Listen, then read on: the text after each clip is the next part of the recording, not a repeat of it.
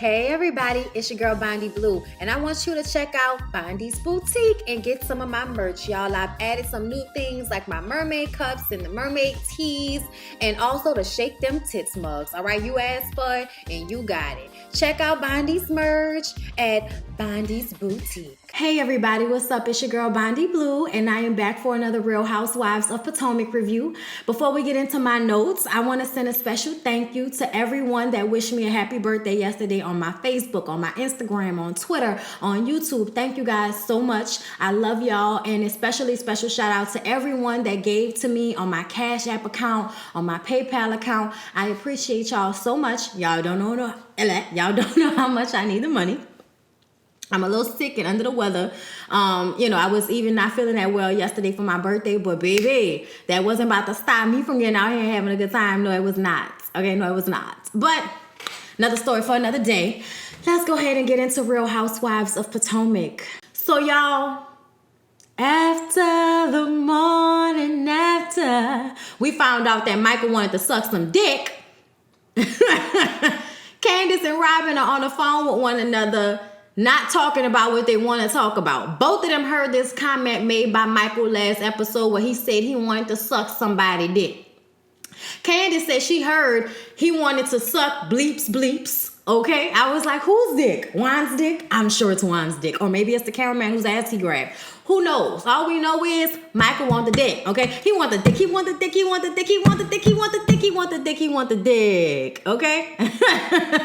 And that is problematic to say the least. Here's the thing. I don't want to hear from anybody that's going to be like, oh my God, like if he is gay, what's the problem? He married. Like, that's the problem. Married to a woman. If you want the dick, I'm going to need for you not to be married to a woman, making her feel like you really want to be with her.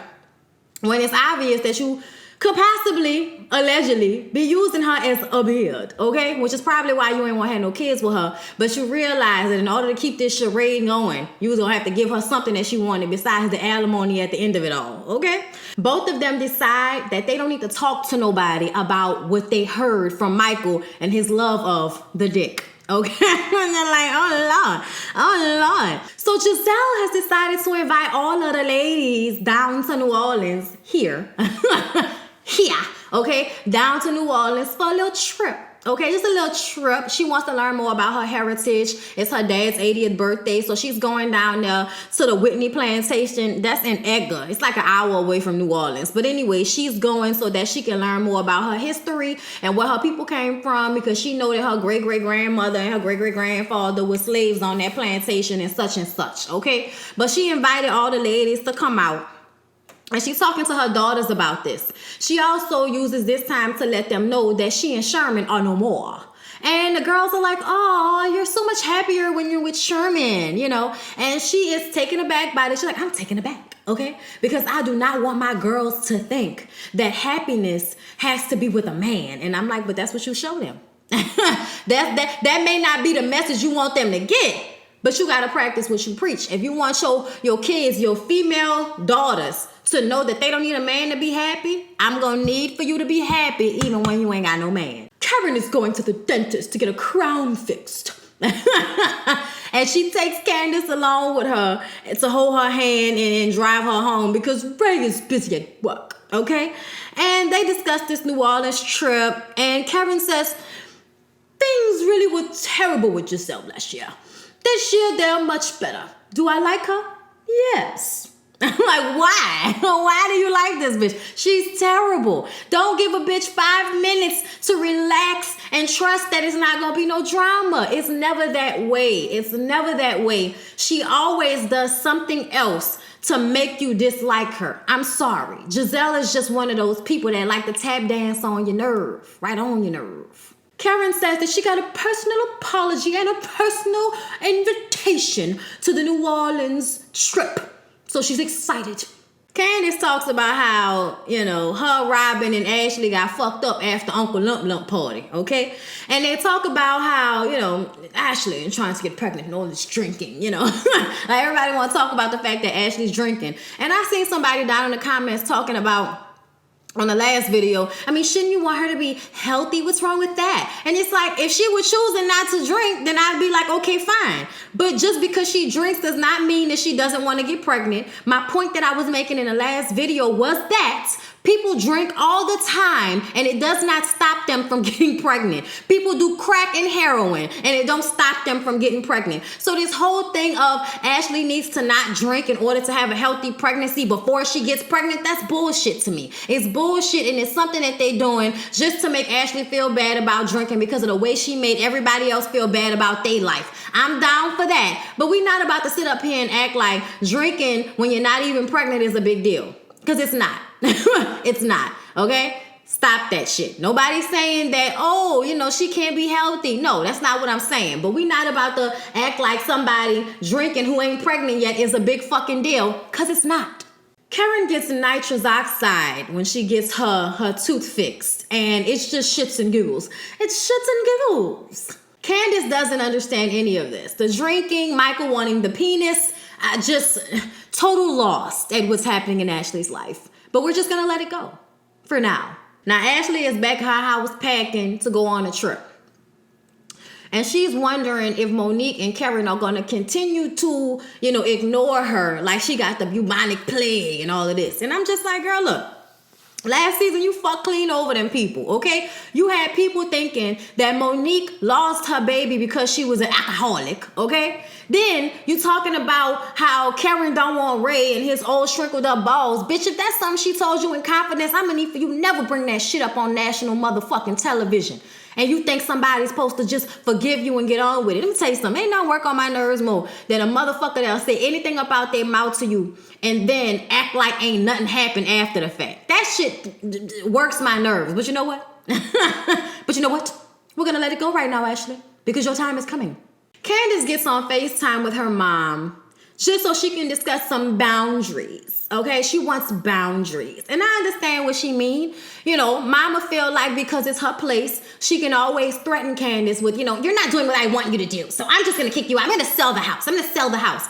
And Candace is tired of that. She would like some boundaries set up to which those things don't happen anymore. If you're upset with me, why can't you just say why you're upset with me? Why do you have to threaten me by taking the home away? Now, Candace is already in a frame of mind that she and her man need to save their ducats so they can find their forever home. But I feel like, bitch, forever home is for 40 and 50-year-olds. How old are you? Go get yourself a paycheck or whatever the fuck you need to do, but you need to be able to contribute to rent or mortgage somewhere else. The first house don't need to be the last house, baby. It really don't. Now, I also feel like you shouldn't be trying to rush just so, you know, don't put yourself in a bad financial way trying to get up out your mama place just because she be working on your nerves, okay?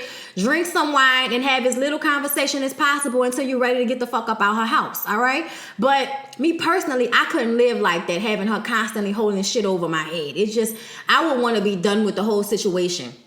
Even if I had to go get me and my man a little nice one-bedroom apartment for now. Y'all don't need a lot of room. Y'all don't need much. And y'all damn sure don't need to be stressed out behind Dorothy and all of her extra shit just because she miserable and unhappy with her life. And Candace respectfully tries to explain to her mom that she doesn't like that she holds things over her head. Well, this is the time where she chooses to tell Candace everything that she got a problem with about her. And I've said it before, I will say it again, bitch. Anything that Candace has as character flaws are your fault. So don't sit up here and try to throw it in her fucking face and all of that like it's not your fault that she like that. Because you the mama, you the one who primarily raised her. And if she got negative, nasty ways that came from you, bitch, okay? You and your toxicity that you got going on. She starts to call Candace ungrateful.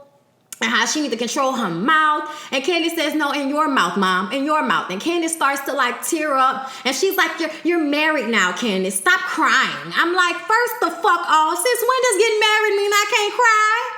Oh, no. Yeah, no.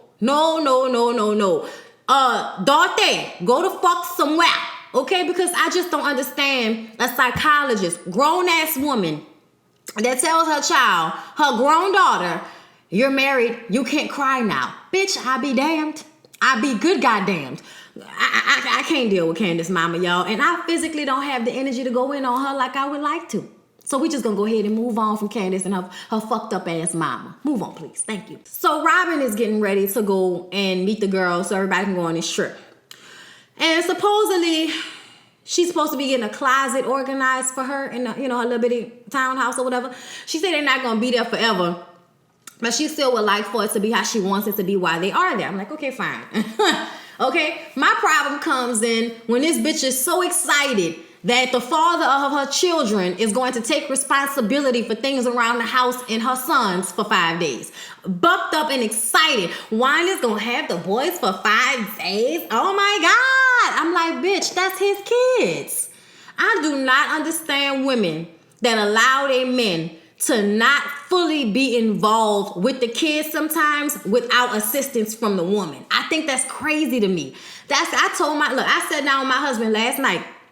I forgot what we was watching, but I told him, if we have children and something ever happened to me, you better not ever get them fucking children up to their grandparents, to my mama, your mama, you better not, okay? Take care of them fucking kids. Pull it together, okay? And don't become no fucking alcoholic because your wife died and all of that. No, okay? You can drink a little bit, but suck it the fuck up and move on like Maya if I die, okay? Take care of my children. Tell them I love them. Raise them up how I would want them to be raised, all right?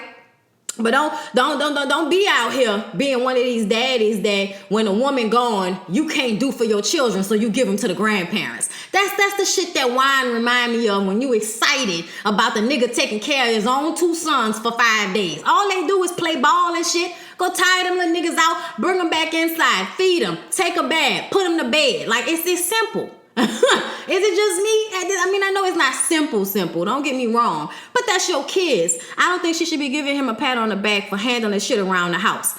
I just don't. Wine wants to make sure that Robin doesn't go out and get fucked up like she did the night before. Now, she made up for that by sucking and fucking on Wine all night. But he says that it's unattractive for her to be that drunk. And he don't like that. And I'm like, okay.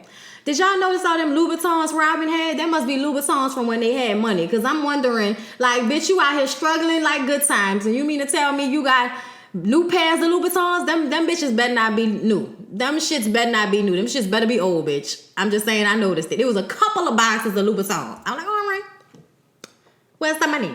So, because Giselle does not want her young girls to think that all there is to a woman's happiness is a man, she takes them down to ubiquitous. Karen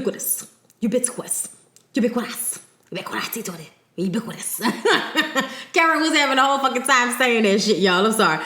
Karen came to support as well, but she's taking them down to this like beauty event, and she has a booth there, and I guess it's what she did last year that really pushed her products into Target and everything. So y'all know Giselle and her Every Hue Beauty makeup line. Good for her. We happy, bitch. Do you, okay? Karen is there to support, all right? So while they're there, Giselle brings a lady over who must be somewhat over the businesses and stuff like that at the, the events. And she brings her over to talk to Karen. And she asks her about LaDame. And I felt like this was supposed to be you being messy and trying to get information out of Karen. That's why you were standing so close to her while they was having that conversation. I don't understand why you couldn't go and work your booth and talk to other people in the process of Karen having this conversation with this lady, but I digress. So she's telling her about LaDame. Oh, it's going to be $79.99 and we're going to have the roller balls for $19.99. And then we're going to come out with candles and some sheets. It's going to be, the home Huga Homes or whatever the fuck she want to call it, okay? And, Karen is just running it about how she has all these plans for her business. Well, Giselle is in the background getting pissed off because Karen didn't tell her none of this. And I'm like, girl, y'all just got back cool. This lady won't even show you more than the main areas in her house. So that should let you know she don't trust you like that. She don't fuck with you like that as of yet. Y'all are working on y'all relationship. Y'all are trying to get back to a place of trust. And you need to tell me you sitting up here getting all bent up out of shape because this lady ain't tell you all of the information that you wanted to know. But then when you bring somebody who's actually in the business asking her questions, she answers the questions. She said it all in front of you, bitch. This might as well be her telling you and you sitting up there being mad about it. Giselle, you are not happier when you don't have a man. You're not. As much as you want to convince yourself of that, maybe if you had some dick in your life, you wouldn't be worrying about how much LaDame gonna cost for the rollerballs and shit. Like, bitch, get out of my face with this. So it's time for the trip. Giselle vocals is fucked up because of all the screaming and hollering she did at Ubiquitous. Karen and Monique have braids, and they also have free hellos for Ashley's evil ass. Katie gets there, and I'm like, oh, okay. Like, she just looked extra lax compared to what we've seen from her in the past. But I guess Robin is late, so Giselle calls her and tells her to meet them at the airport. And Giselle tells everybody while they're on the bus to the airport about the rules. There's no whining, and when we go out at night, that shit is mandatory. I don't want to hear no whining from nobody, Karen. And Karen was like, oh no, don't call me out. Giselle, stay in your place. Like, yes, please, bitch, stay in your place, all right? And Giselle was throwing that shade because she mad about the fact that bitch didn't tell her all of her business about her business. Girl, just messy for no damn reason. And in the process, everybody's on the bus talking, and Candace mentions how she needs to go to therapy. Ashley turns around, with your mom? Bitch, with your husband? Like, get the... Bitch, with your mom. Like, somebody that's so gleeful to find out somebody going through shit talking about, oh, I'm just trying to be a friend, girl. Get the fuck out of here, Ashley. No, you not. You messy ass bitch. No, you not. Candace is in the back of her mind like, the way your man wanted the dick, I'm gonna need for you to leave me the fuck alone. Cause see, Ashley is the type of person that you'll be trying not to throw some terrible shit like that in her face, but she'll keep tap dancing on your nerve until you feel like, you know what, bitch, I'm done. Your husband won't whine dick, bitch. Yes. Y'all, that'll be me. I couldn't take the shit no more, okay? Your husband want the dick, you're probably a bid, bitch. Y'all ain't gonna be married in 10 years, I bet. Don't fuck with me about mine, because I'm gonna go deep. So they get to the airport. Robin gets there a minute before they take off and finally washed all that pink shit out of her hair, okay? They get to the hotel and they're staying at the Windsor Court. It's a very nice hotel. Giselle offers to share her presidential suite with Katie because she feels as if she needs to keep a good eye on Katie. And I'm like, Charlotte, it don't matter how much you keep your eye on that bitch. She's still gonna do what the fuck she wanna do, okay? Everybody gets to their rooms and they calling their men. And the funniest thing about this was when Robin was trying to get an I love you back from Juan, and that nigga act like everything in the world was distracting him from hearing the fact that she said she loved him. And the only reason she was pushing it is because the cameras was around and people was gonna say something about the shit. Oh, he don't even love you, huh, bitch? Fucking you and sucking on you, but ain't loving you, huh? Mm-hmm. Dumbass bitch. Like, you know, like people gonna say something about it. I just said something about it. So I know she wanted this nigga to say I love you back on the phone. And then they say that he was like, oh, it said bad connection. I said, get the fuck out of here with that shit. It didn't look like no goddamn bad connection. If your connection was bad, then she would have been seeing you fucked up. I don't believe that for a second. I think he wasn't really trying to tell her he loved her. But we gonna move on and let Robin stay in her delusional land. Candace and Monique talk about Katie and how she went from being all prim and proper to this, you know, Amistad, give us free steroid version of Ashley. And Candace thought that was inappropriate. And I'm like, why? Because of the Amistad, give us free? We always do the give us free. Who don't joke about the give us free? Okay? Like, it has nothing to do with the actual history. It's more about the, bitch, give us free. Like, bitch, you out here free. Like a boy. That's another movie reference, god damn it. Okay? Like, we ain't about to act like it's a big deal with the movie references, okay? I've done that Amistad give us free shit a whole bunch of times. Years ago, though. Years ago. Haven't done the give us free in a minute. All right, Monique, I'm gonna need for you to update your shade. Thank you very much. So they go to a Creole cooking class. I don't know why nobody told them don't wear skinny heels when you're walking on cobblestone streets. Okay? Especially if you got a ways to walk. Bitch, your feet gonna be fucked up. Okay? Your feet gonna be hurting, bitch. You're gonna be walking barefoot on dirty cobblestone, horse-shitting roads if you don't stop. Wear flats. If you come to New Orleans, wear fucking flats. If you're gonna be walking around the French Quarter, bitch, wear flats. It's too hot. The street's too fucked up. It's too uncomfortable for you to think it's time for you to be walking around with tall, skinny heels on. Stop it. I'd have told them, but I'm a better friend than Giselle.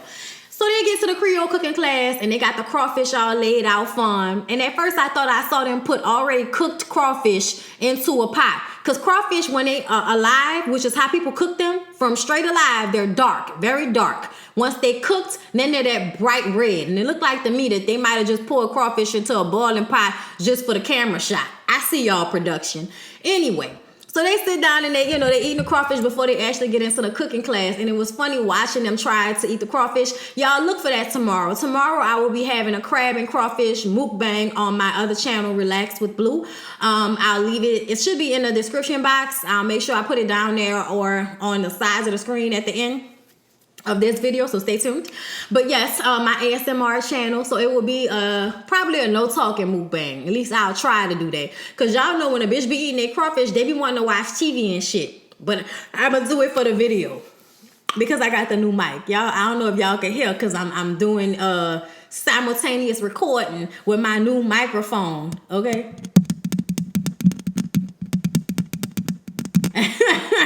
For the ASMR of it all. Let me just say this about crawfish. You have to suck the heads. You have to, okay? The only time you don't suck the heads is when it's too fucking hot and you just can't eat it because it's too hot. Because sometimes I've had crawfish that's too hot, and if you suck the heads, it's like a fireball in your fucking mouth. So I'll just eat the crawfish, the actual tail, the tail meat, okay? And I'm gonna show y'all how it's done. I'm gonna break it apart and do the whole thing for y'all, but you have to suck the heads. If you don't want to suck the heads, don't eat the crawfish. Point blank to the fucking period. The best part about eating crawfish is the combination of at the same damn time, okay? So don't fuck it up and come down here and think that you're just gonna eat the tail. If you just want to eat the tail, don't eat boiled crawfish. Get you some crawfish etouffee. Get you some type of crawfish pasta, a dish with crawfish in it, and you could just eat the tails in your pasta or on your salad or whatever. Don't come down here asking for no fucking boiled crawfish and don't suck the heads. Don't do it. Thank you. Good night. Moving along.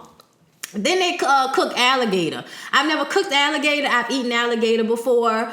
Don't taste that. It's not like chicken. Like, it might be a little bit more wild or tough than chicken, but it doesn't taste bad. It doesn't have a nasty taste. It doesn't have like a deer game taste or nothing like that. It's good. I've had fried alligator a couple of times. But y'all know, like, I'm one of them people that I'll eat almost anything. I'll eat almost anything, and that's because I'm a New Orleans girl, and we do eat what is close by us, whether that be the roaches on the bottom of the fucking dirty water, aka crawfish.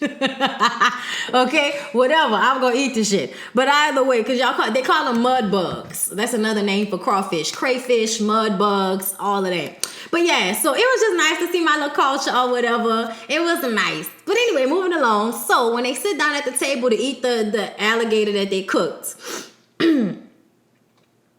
Giselle, and her lack thereof voice, okay, in her lack thereof couth, decides to bring up the fact that she felt some type of way about how Karen shared all of the information about her business with a stranger, but wouldn't share it with her. And Karen is coming from the standpoint of, Giselle, are you serious? Giselle, let's just work on friendship, Giselle. Let's just work on the friendship and not worry about my business, okay? And I just didn't even like the way Giselle was coming at her. It did feel like an attack. Okay, no, you're gonna let me talk. You're gonna let me talk. And it's like, bitch, we did let you talk. Okay, and Karen was like, no, if we're going to do this, we're going to do this. Okay, if we're going to do this, we're going to do this. Okay, you brought this woman over to me, and I answered the questions, Giselle. You brought her over to me, and now you want to bring it in front of all of the girls at the table like this? It's an attack. It's an attack. I've had enough of this shit, Giselle. I've had enough of this. I'm gonna go get some air. So Karen gets up and walks away, not even trying to give this shit no real energy, even though she was actually trying to engage in a conversation with this ignorant, entitled ass bitch. I'm sorry, Giselle, but that's some ignorant shit to think that you deserve information about somebody's business. Karen had already told you when you asked her 2 years ago, bitch, I didn't have all this information then. I have all this information now, and I still don't feel like I want to share everything with you. I'm sorry, but I don't want to share everything with you, because whenever I share something with you, you use it against me later on. That's what Giselle does, which is why Karen is, covering all her information the best that she can around Giselle. Okay, so you found out that La Dime is $79.99 and $19.99, bitch. What you was gonna do with that information 2 years ago? Why is this such a big deal? It's just fucking basic bullshit to me. Karen gets up and walks out, and Robin is like, she don't understand. She don't understand. What is that to understand? You want information that you are not entitled to, bitch. Like, she's sitting there talking about what kind of friendship do we have? Bitch, basically not really. We really don't have a friendship. We have a friendship that we are building upon, that we are trying to find our way back to, bitch. But it ain't really a friendship, Giselle. Especially if you can't step back and let somebody give you the information the way they want to give it to you. It's not your life, it's her life. I just think this is so stupid to me. It was a dumb fight. It was something stupid that she could do to start an argument on this trip, obviously. But I'm just annoyed with Giselle because it's the same thing as last season. Them feeling entitled to Karen's life and her information, but then treating her like shit. Fuck you and fuck Robin. Okay. Now that I've said how I felt about it. Okay, Karen, call me next time, okay? Karen, call me. You could have called me, bitch. I'd have came down there to the French Quarter. Bitch, what happened? Okay? Fucking Creole queen my ass. Bitch, you ain't born down here. Go ahead somewhere. Everybody always trying to claim my city, bitch. If you ain't raised, if you ain't from, please rep where you from and leave us alone. Thank you. Good evening. Anyway, y'all, I hope y'all enjoyed the review. Please don't forget to like, comment, and subscribe to my channel if you have not already. I will see y'all for 90 Day Fiancé next.